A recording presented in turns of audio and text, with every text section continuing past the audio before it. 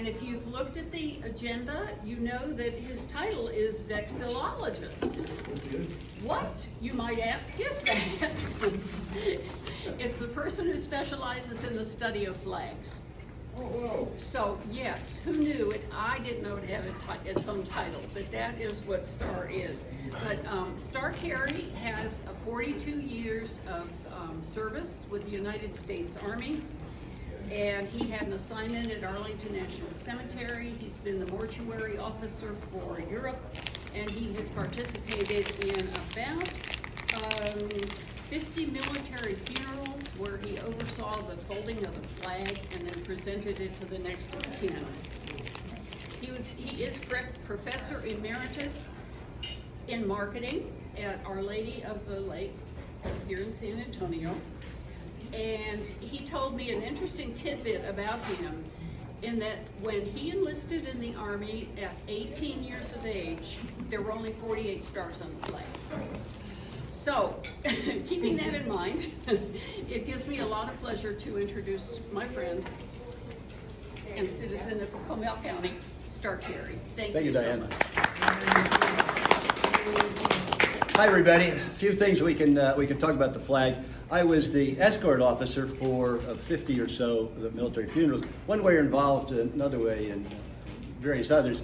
Maybe nearly 1,000 because we did so many at Arlington Cemetery. I was there for a few years and then transferred over to Europe because there was so much activity in the mid-60s of for example, Vietnam veterans, people killed in Vietnam who were buried in Europe.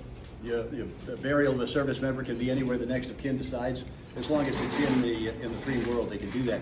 Our flag has been used. There have been 27 official variations of the flag. The flag is also important for the time that we're doing here. We're not just near Flag Day, but it's also the Army's birthday. We have the definitions of what the flag does and what the names are for them. So when we've got the flag here, then the part that's vertical is the hoist. Sometimes it's called the header. The part that goes out at the other end out here is the fly. Most people cannot draw the U.S. flag accurately. They know that about the number of stripes, but where do you put the stripes? How exactly do you put the stars?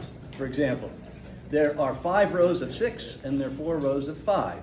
That's how it's been aligned. That's the way it's done. The fly is supposed to be on the proper ratio. That is, for every 1 foot of vertical, there should be 1.9 feet of the horizontal. So header over to fly. And when you've got that ratio, sometimes it works out better to do even numbers. And so what we'll often see is the header being 3 and the fly being 5. That makes it the easier thing to do. And then 10 by 15. The one that we have, maybe you've seen ours, if you go to the library and you go over there to where you can sit and look on the hill, and there we are. We had the U.S. flag up for Memorial Day the way we're supposed to. We've had the Ukraine flag up for quite a long time now. Now that flag is quite large, and so it involves certain things that you may have heard that are not true. For example, is it true that if you fly it at night it has to be lighted? No, you can fly it at night whenever you want to. The flag is not supposed to touch the ground. Trust me, people, if I'm taking down a 15 by 25 foot flag, that flag is bigger than a single car garage. The bottom part of that flag is going to hit the ground. There's no way I can do it. I'm holding on for dear life because that flag has become a sail. And if I go off that hill, I end up in Oscar's house, and I want to stay on the hill. So the ratio of where it is important in the fly. And you're going to see some places where the fly is longer than that. For example, if you go to the Nissan dealership, and as soon as you get on 306, on 35, you turn right, there's a Nissan dealership. And their fly is longer. The Blue Bonnet Ford is longer, out of ratio. That is longer out than it should be on the vertical. But where you'll really see it is with that automobile dealer when you go north on 35, you get up around the outlet center, and that person has a really long fly. They're way out of proportion. The reason they do that is because when the flag goes away on you, that is, it shreds, then what you do is you take off a few inches, and then you take off a few more inches. So you eventually get to the point so that the flag is the right ratio. But you don't care about it because nobody knows. Right. Did anybody here notice that the flag at that dealership was out of proportion? You saw the flag was up, and that's nice. The flag sometimes the one over by the bingo place as you go south. is also out of proportion. When we go, let me work them. Oh yes, on the veterans and saluting the flag. I noticed that some of you did that today. Are you aware that when veterans salute the flag, they're not supposed to speak? Not supposed to what? Speak. Speak. You do not say the pledge if you're doing the salute. Because if you think about it, if you were on active duty and you were in uniform and you had the flag on, the pledge was being given, and you saluted, you didn't speak then, or you weren't supposed to. And so the same thing, so it's your call. If you want to speak, it's hand over the heart. If you don't want to speak, then put that over. Now, what becomes then a veteran? How long do you have to serve in order to be a veteran? 1 day, that's right. That's all it is. So everybody that ever served is a veteran. If you put the uniform on, if you took the oath, then you're entitled to do the salute as the rest. And we trust you do the salute right. Fingers extended and joined. How can you tell somebody has been at Arlington Cemetery by the way they salute? Have you ever noticed? Look closely. Now you'll start to notice where it goes. The thumb goes here. I don't know why we did it that way, but it got started. And so all of those salutes, where the regular salute that you do, right up there, you're tight. And so it's up tight, but then it comes around. And that was how we did it at Arlington.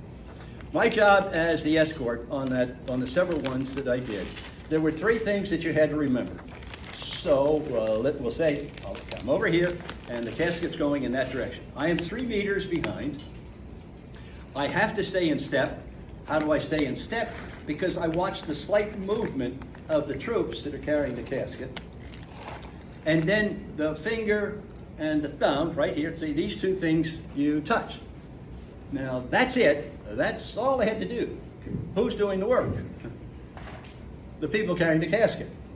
Now, who are they? When you do the casket that we did at Arlington Cemetery, then you would have some, if it was a single service person, then everybody involved was a single service. But almost all of these people had multiple services.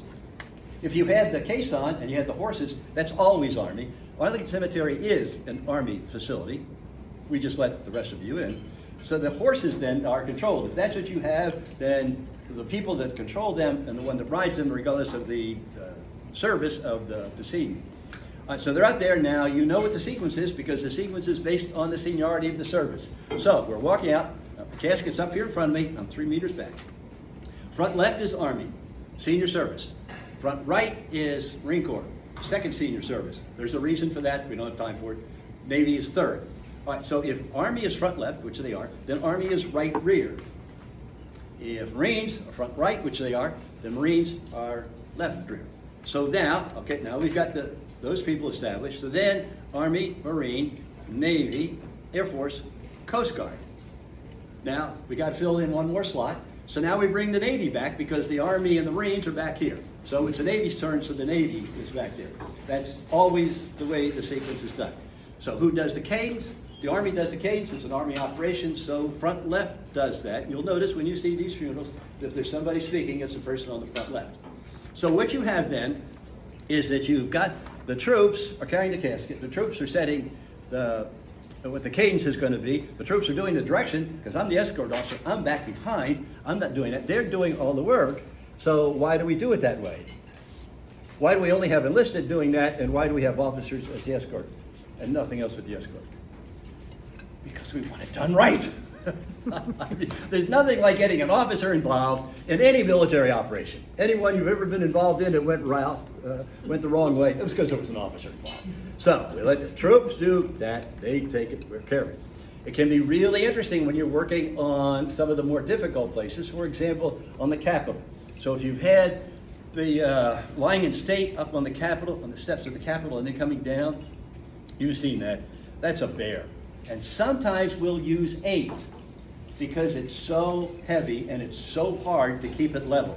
Now if you can picture going down the steps, so the lead person is way up here and the trail person is down here, and you're supposed to stay as close to the level as you can, and they do, but then you're moving and you kind of get going into the sequence of it, then you hit the landing.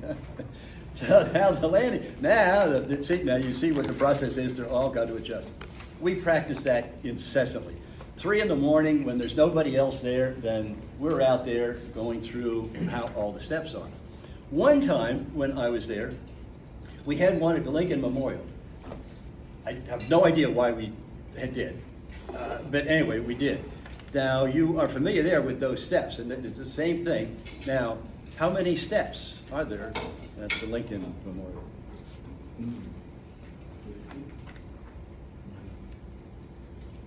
I'm not looking at it because I don't know what it is. Let's see what my next point is.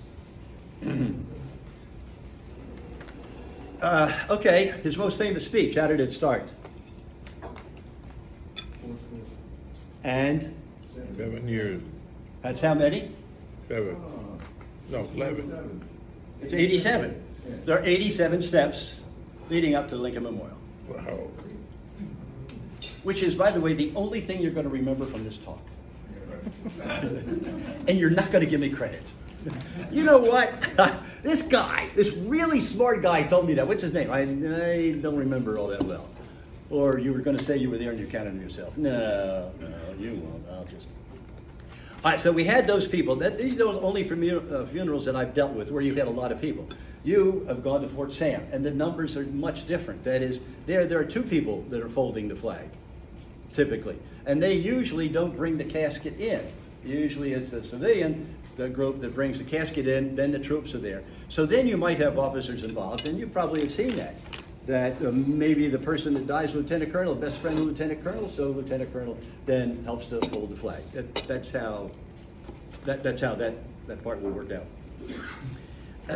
Now, so we get to the folding of the flag. The flag, so there we are, we're out there, and we're going in that direction. So the flag is over the heart. So when you see the field, then that's where it is. I didn't mention that either. I mentioned about the hoist and the other. The field is the part where the stars are. And that's the place of honor, which left-handers like Maurice should appreciate, that left-handed people will get some sort of special notice that. And if you'll think about the Australian flag, the Union Jack is on the top left. So if there's some other flag involved, the place of honor is up on the top left. So now what we want to do when we fold the flag is to do it in such a way so that the stars are out there and showing. Oh, there's only one way you can do that, if it's all laid out like that. So now it's reversed. The field is up there, and so they fold once up so that the Union Jack, the Union is up there on the first part, and then fold it again. So up at that end, you've got nothing but stars on both sides, and you've got it now done in quarters. So then you start to fold. Everything is done. Always think about starting from the left. You learned that when you march. What's your first step? You start with your left foot. When you fold, you start with that. So you fold once, then you fold a second time from the left, and then you do the triangle fold, and so then you come up from the left on the one triangle like that. Then you come across, and you've seen that. Then they'll go up. So how many folds are there? 13. And the answer is 13. Why are there 13? Well, as many answers as you can come up with. 13 because that's how many colonies there were. Well, we've already handled the 13 colonies because that's how many stripes there are. There are 13 cards in a suit, poker players. See, they'd say that's what, yeah, it's 13. There were 13 people at the Last Supper. I don't care what you say, somebody's got a reason why there are 13 folds, and there's only one answer. There are 13 folds because that's the only thing that works. If you're going to do it, you do it 13 times. 12 doesn't work, 14 doesn't work. It doesn't mean anything. It's one of those great fallacies that are out there. But you can go on the internet. Now, one means communication, and another means thinking about my parents. And there are just as many organizations are out there. And if that's what you want to think, you go ahead and think it. You're just wrong. All right, so now you've got the flag is all folded. Now I finally get to do something. They've done all that stuff, which it's a whole different thing now. See, because what I'm used to is either 6 or 8 folding it. And so that can be tough because usually then you're over the hole. Well, when you're over the hole, you've got a plank here and a plank over there. And so you get out there a lot earlier than anybody else, and you stand on that plank and say, okay, is this thing going to hold me? Because you just put up temporarily, and that's a lot of weight by the time you get the people and the casket that's on there at the same time. So that's what they did. So then, when each does it, then they tuck it in really tight. When it's the 2 people, it's the same thing. So anyway, so they've gone through the whole thing, and then it gets up to the end, and of course there's a little bit left over. There's about that much left over, which then gets folded in, tightly in. That can be done a couple of different ways. There's no wrong way as long as we end up with a triangle.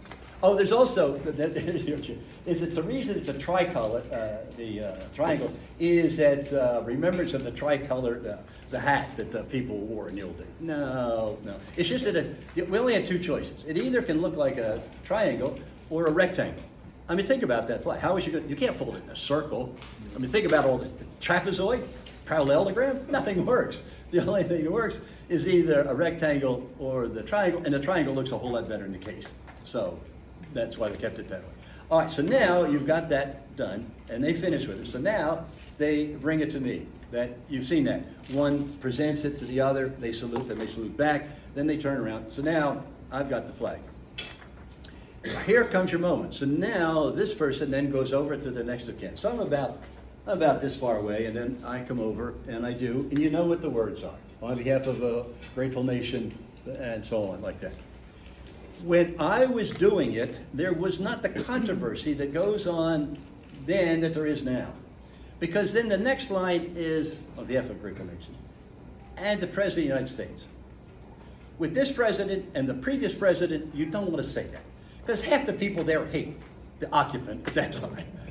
So you don't want to bother the president. So we just, what I've noticed in more and more, on behalf of a grateful nation and honor the faithful service and some other things like that, let's not get into the personalities. It's a whole lot easier. Now, we figure it's just a perfectly easy thing to do, and that is you have the flag.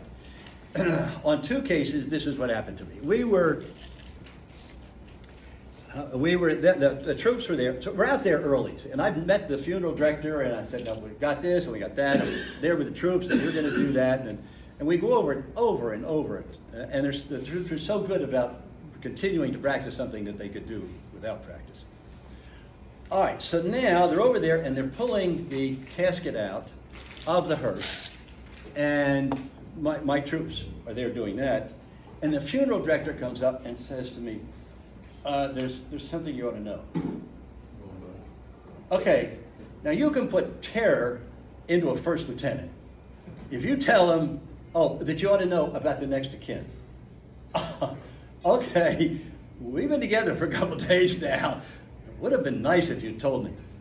So this is what one of them was, is that the deceased female, we have the mother and the father there. The mother is an alcoholic, lost custody of the child at the age of 2. Child was raised by her father. The mother and father are there. Deceased identifies more with the father, but we've got a mother. Okay, now I've got about 2 minutes notice, and I'm a first lieutenant. Okay, so this is what I did. I went over, the two of them were sitting next to each other, and I got right in the middle of them, and I headed that, and they were close enough because chairs would be that close, and I put it right in the middle of them, and that way one hand could go on one side and one hand went on the other, and so I went my stuff, and then I withdrew, and then I got out, and then I left. Okay, about a year later, we had another one. This was a big one. There were a lot of people there. And you always want everything to go perfectly, of course. So the polling candidate, guy comes up to me, about the next of kin, there's something you ought to know. Well, it was sisters. See, so you go through, it's the next of kin, of course it's the spouse, then it's the children, then it's the parent, then there's a sequence that we go through. But we never had to go any farther than grandparents. Anyway, so there are 2 sisters. And so that's easier. I just found out which one was the older sister. Okay, the younger sister is just the valedictorian of her high school and has got a full scholarship to the state medical school. The older sister is a felon. She's here on a 1-day release from prison. Okay, so I'm holding the flag, see, and I look at the older sister and the younger sister and the older sister, and then I went, you want to help with this one? You know, every now and then, it's amazing how religion comes to you very quickly. So At first I thought I heard, "You're on your own, Lieutenant," but, okay, so then I got ready, I took the 2 steps over and something caught my eye. The older sister was in cuffs. So that meant she would have had trouble holding the flag. So I saw the glint of that and I moved on over here and I said, "Thank you." So the younger sister got the flag.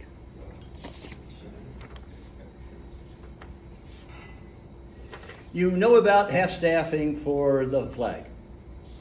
The flag on Memorial Day is, you go to full staff at sunrise, and then you lower it to half-staff. It's not half-mast, unless you're Navy. But that's where it goes until noon, and then it's raised all the way up. So there are different people that have done it, because this can be done on the whim of the person that has the authority. If the president decides that I want everything to be at half-staff, they just put out an order. Put out the order for going to half-staff and then for how long it's going to be. Number of days, for example. The governors can do it. Chris Christie, governor of New Jersey, went to half-staff of their flags for Yogi Berra, who was a New York Yankee, but he lived in New Jersey. He did it for Whitney Houston. Greg Albert did it for Chris Kyle, the sniper that was so effective, died a couple of years ago. The governor, what's his name, Kasich of Ohio, did it for a dog, a police dog that was shot in action. There is no alternative you can do that. Now, you may also, after we do that with the staffing, then you know about the salutes. If you've been to one, if you've been to a military funeral, you know that what they're lined up, the typical one, is you've got 7 people who are firing, 1 sergeant of the guard. Well, why do we have 7 firing 3 rounds? And you know it's a trick question. You know you're going to give me the wrong answer, so okay, go ahead and give it to me. It's a 21 gun salute, right? And of course it's wrong. It's 7 because that's what we've always done. For some reason it got started with 7 and we stuck with 7. How do you do a 21? Who's entitled to a 21 gun salute? Only heads of state. So ordinary people are not entitled. So how do you do it? This is how we did it. You're at Fort Myer and you've got the chapel over here and you've got the place of burial over there. Because at Arlington we would go to the place of burial. If you've been to Fort Sam, you go to a pavilion. You're not there to see the casket go down. You're just there for that part of the ceremony, the folding, and then everybody leaves. Well, we don't do it there. We go all the way. So what you do, so let's say it's a 4-star general who's entitled to a 19-gun salute. What they do is we start at the chapel, then we go to the place of burial, and we walk off 19 places. So we know the first 19th, the second 19th, the third 19th. Meanwhile, you've got the cannons there that are going to do the salute.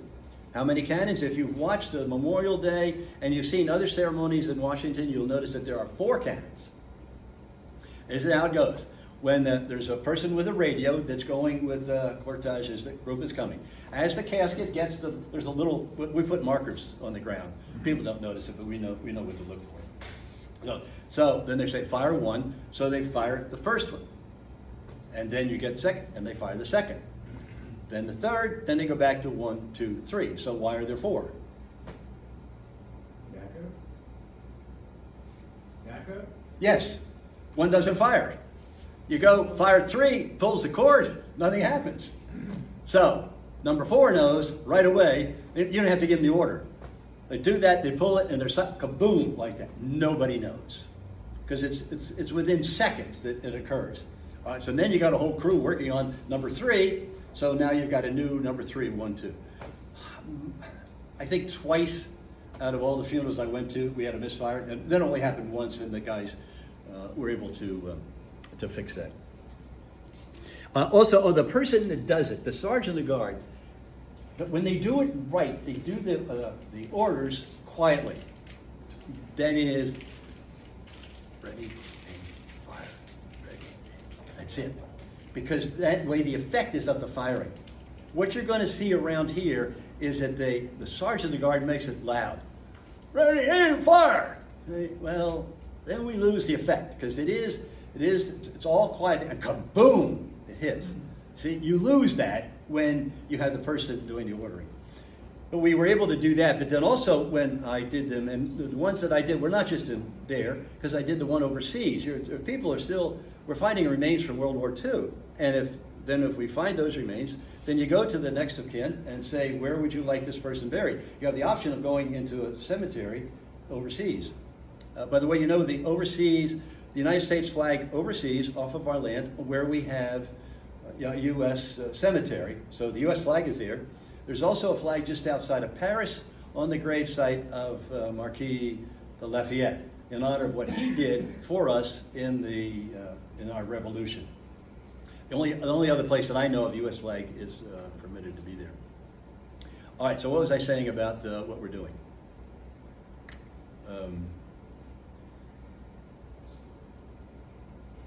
We were doing the march. What was it? Oh, we were talking about the noise that the people made. So then over there, oh yeah, the other thing is then the bugle call.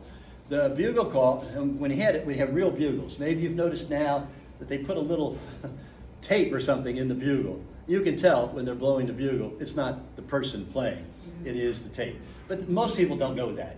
Yeah. And so it's okay, because if you don't have that, you don't have anything. So it's all right. But what we did was we always had an echo bugle.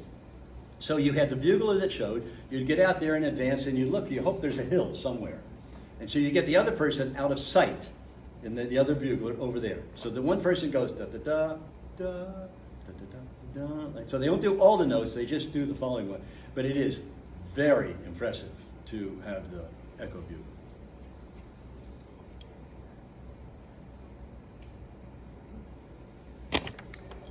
Okay, I think, yeah. Okay, I'm going to change the subject, and then I will get back to that. First off, this has really changed the subject. Maybe you know, some of you know that we sold a part of our ranch, and that became the preserve at Canyon Lake, and it's now a wedding venue. If you would like to see it, let me know. The current owners and Sandy and I are good friends. It's really worth looking at. It's a beautiful thing. If you take a group together, we'll do that, especially if you've got somebody who's contemplating marriage, then let me know. Diane knows how to reach me. You can find me in other ways. But take the opportunity to go through with somebody that knows something about it. You will be very impressed by it, and it's a perfect place for a wedding. They have weddings.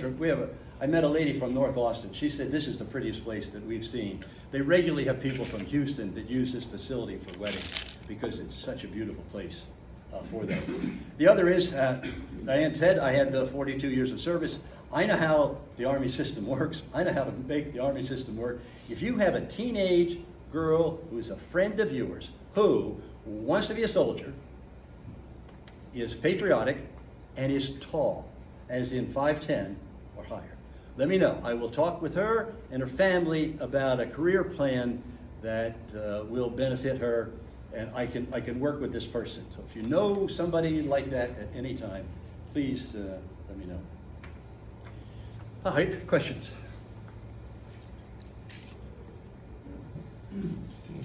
Hi. What do you do different if it's ashes instead of a body? Mm-hmm. Yeah. The question is, what do you do if they're ashes instead of a body? I learned this, that when you get a question like that, if you're not sure the answer, you repeat the question as though you're being kind to the participation. Meanwhile, you're madly saying, oh my gosh, what was it we did? We use a real casket, and then it's inside the casket. So we always use the full casket. The flag, by the way, the set dimension, you get it from the VA. They will provide that either through the funeral home. You go to the U.S. Post Office, you can prove to them that you have a vet involved. The flag, if properly done, it's 5 feet wide, 9 feet 6 inches long. Anything else? Have you, I know this is off the wall, but when the honor guard is carrying a casket up the stairs, I've watched many funerals on TV. Does anybody ever like slip and fall? Because they have to be, and it's not funny, but no, they have to be so very disciplined and so very practiced. It's impressive as all get out. No, not that I've been involved in, or one that I've seen, and I'm still with a network, and if something like that happened, I would find out about it. but I can't remember whose funeral it was, but I wasn't there anymore. When you come out of the Capitol, then there's a wide area there, and there are 3 sets of steps. And the troops were lined up, the honor guard, along the way. So there was a cordon when they come out. So they're supposed to come out, and then they go over to there, and they didn't. And the lead person went down the wrong set of steps. So you've got the troops all lined up here. You're supposed to go down where the troops are, and they're over here.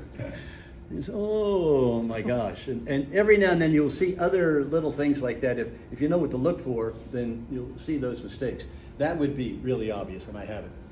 But that would, you can imagine how mortifying that would be for that person. I just can't even imagine. Yeah, yeah, but they are so practiced and so determined. You're going to receive a handout. I've been here about as long as Jeff Quinn, the other person that's been around for the longest time, about how Canyon Lake has changed over the years. We first came here in the 70s. We were here during the 80s when you had the things, the Depression was here, the savings and loan crisis, and things fell apart. So I wrote an article for what had been a magazine around here called the Canyon Lake Views, which will tell you about what it was that was there. Do we have any other questions? Well, Diane did such a wonderful job of coming up with Vexillologist and learning what that was. She's entitled to something. So I have here an uncirculated Texas quarter.